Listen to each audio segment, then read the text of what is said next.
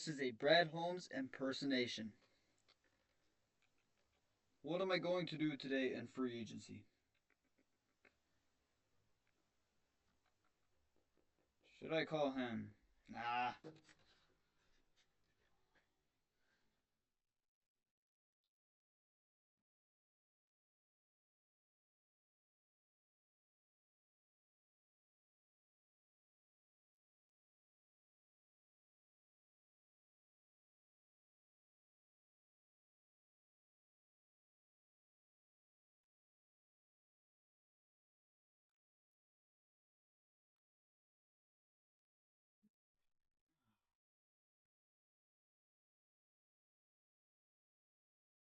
Well, should I call? Well, we gotta get a defensive end, right? Nah. We don't gotta do nothing today. We're just gonna chill the whole day. That's what I'm gonna do. I'm gonna go take a nap. That is what your general manager did today. General manager Brad Holmes. Today was the beginning of the tampering period. By the way, you messed with the glasses. I found these in my closet the other day.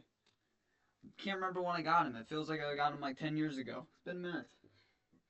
But Brad Holmes, today was the tampering period. The tampering period began. Now, I'm going to tell you right now, this is going to be the most not initial reaction, but the most negative reaction you've probably seen me on this channel when it comes to signing a player in free agency or just in general. Or Brad Holmes acquiring a player. He did nothing today. Now, you see him on the thumbnail. If you have not seen this, where have you been? Have you been doing what Brad Holmes has been doing the whole day?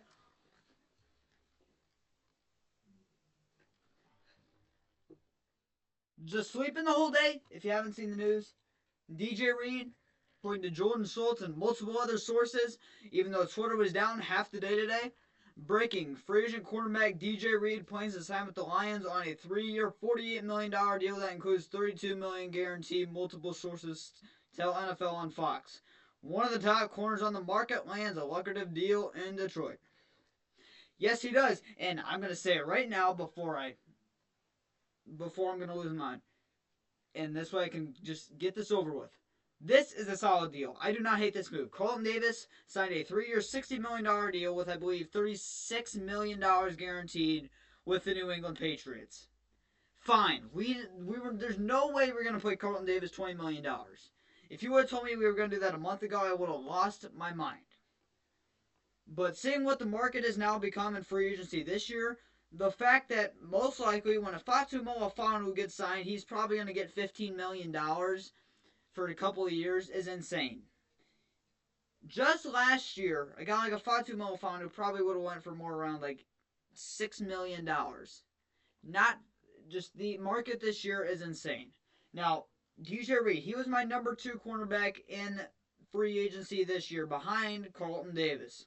He is a very talented corner. He's been underlooked behind Sauce Gardner because Sauce Gardner is one of the best cornerbacks in the NFL. Now, DJ Reed, one of the better corners in the league. He's probably a top 25, top 20 corner in the NFL, even though he was a back or second behind Sauce Gardner for most of his tenure with New York Jets. Now, has already updated on ESPN. He is extremely small. I believe he is the same size as Meek Robertson. He is 5'9", 188. Now, it's funny enough because every big corner this year, Paulson Adebo, DJ Reed, Carlton Davis, and Charvarius Ward are all the same age. They are all 28 years old. Excuse me, Paulson Adebo is not. But all the other guys are all 28 years old. It's kind of crazy. I think Byron Murphy's also might be 28. He also just got extended right before I made this video on an insane 3-year, $66 million deal with I think $38 million guaranteed or something like that. It was insane. It was I know it was the biggest cornerback deal that was given out today, and that's insane. He was like my number 4 or 5 corner in free agency this year. But the guy is decently young, 28 years old. Will be turning 29 during the middle of the season. Former 5th round pick back in 2018 by the 49ers. He was played his first year, 15 games, a sack, a forced fumble, no passes deflected. 2019, played every single game, one forced fumble, a fumble recovery, 2 passes deflected. Then he went to Seattle in 2020. I think he got traded maybe. Missed 6 games, a fumble recovery, 2 picks, 6 passes deflected. 2021, missed 3 games, a fumble recovery, 2 picks, 10 passes deflected. Then he got traded to the Jets, I believe, or signed with them. I can't remember. Played every single game in 2022. 1 forced fumble, a pick, and 12 passes deflected. 2023, one of his better career seasons, even though it doesn't say it on the stat line. 15 games played, missed 2, 1 forced fumble, an interception, 9 passes deflected. And this past season, missed 3 games, a sack, no interceptions, but 11 passes defensed. Decent numbers. I will say, from what I know about DJ Reed, he cannot catch a ball for anything. He's very good in man coverage. He can play the slot. He can play the outside. He plays bigger than what his size is. So this is a good signing. It's a good signing. Alright? Don't get me wrong. But the fact that Brad Holmes did not do nothing else today, at least on the defensive line, is beyond me. Brad Holmes did not do nothing on the free agency on the defensive line today. We're going to go over some guys on the good old notepad here who have been signed today on the defensive line that are off the table. Khalil Mack, he didn't have a chance at him. He got re-signed before the tampering period began. Hassan Reddick got immediately signed. Josh Sweat, we were reportedly interested in him towards, I would say, a couple hours before I made this video. And then he goes to the Cardinals on a 4-year, $76 million deal. 100% would have given that. That is an underpay, in my opinion, for Josh Sweat. He was by far the best defensive end on the market. Chase Young got extended a couple hours ago. He had the chance at him, but he got extended. Now, there's no way I would have given this deal. He got a 3-year, $51 million deal. That's an insane overpay. Darrell Taylor, he signed. Derek Barnett, he signed. Malcolm Koonce, he re-signed with the Raiders on a 1-year, $11 million deal. That's an insanely cheap deal, especially in today's market. Pat Jones, he signed. Jaron Reed, he got extended before free agency started. Mike Hoyt, he signed. Harold Landry, he signed yesterday. We could have signed him yesterday, though, because he was already released. Dale Odeyingbo, he went to the Bears. We had the chance at him. Baron Browning, we had the chance at him. Wasn't a big fan of the guy, but it's still better than what we have. He got signed. And Joseph Asai re-signed with the Bengals later today. That's just at defensive end. That's not even counting the guys at defensive tackle. Like Tier Tart, Rashawn Morton, DJ Jones, BJ Hill, Grady Jarrett, who also signed with the Bears. Williams from the Eagles. I think it's Preston Williams. I can't remember. It's just off the top of my name right now. He signed an extreme $100 million deal with the Panthers. And Sheldon Rankins. They were all available. Brad Holmes did do nothing. These are the guys that are remaining, and none of these guys excite me whatsoever. Besides this guy right here, Azeez Ojulari. He is the only guy that I have somewhat interest in right now. You still got Dante Fowler. You still got Joey Bosa. You still got Von Miller. You still got all those guys available. But let me tell you something right now. Those guys, at this point in their career, are number 3 defensive ends at best. I think Von Miller still has the juice to be an edge 2. But I don't know what money he's going to command. And I feel like he's had some legal issues in the past. I thought I saw something like that. On a profile right the other day. So, in my opinion, if I'm Brad Holmes, go try to get Azeez Ojulari. And if you can't do that, go get Von Miller. And if you decide not to do that, trade for Trey Hendrickson. Matter of fact, that should be your number 1 priority. But no, Brad Holmes, he's going to do the thing where, let's call the Bengals general manager about Trey Hendrickson. Hey, what's up? You looking to trade Trey Hendrickson? You looking to move him? What you looking for?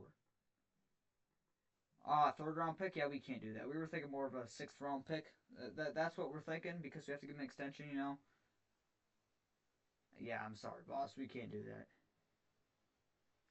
You'll do it for a 4th round pick.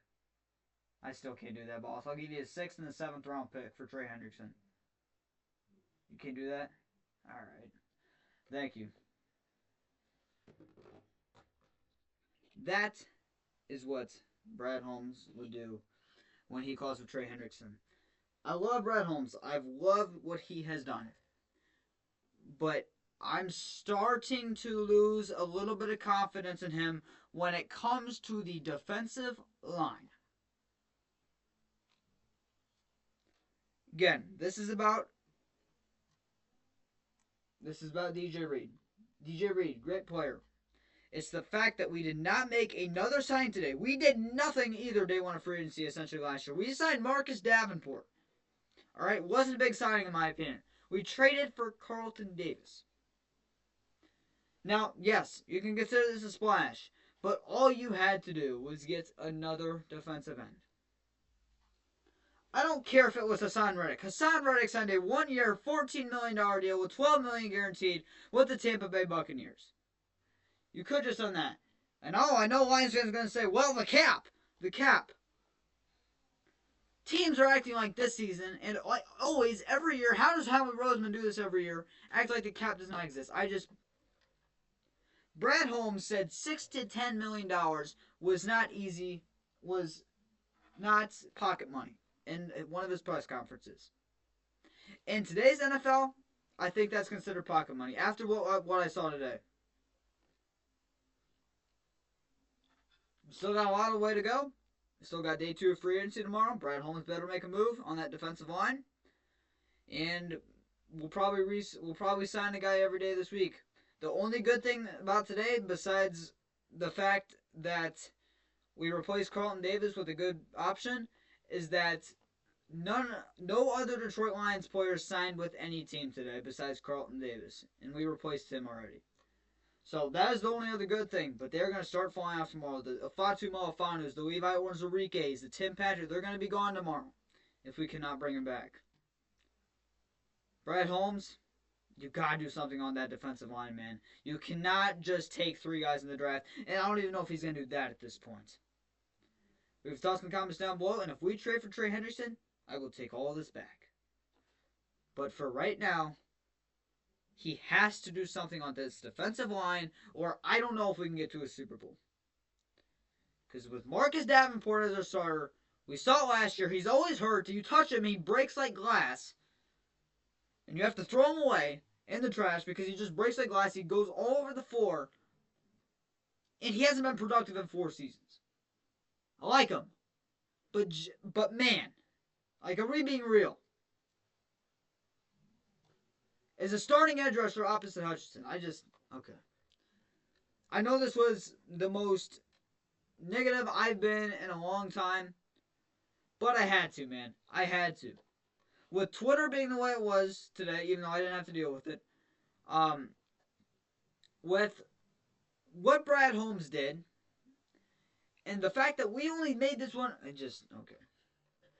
One pride, go Lions.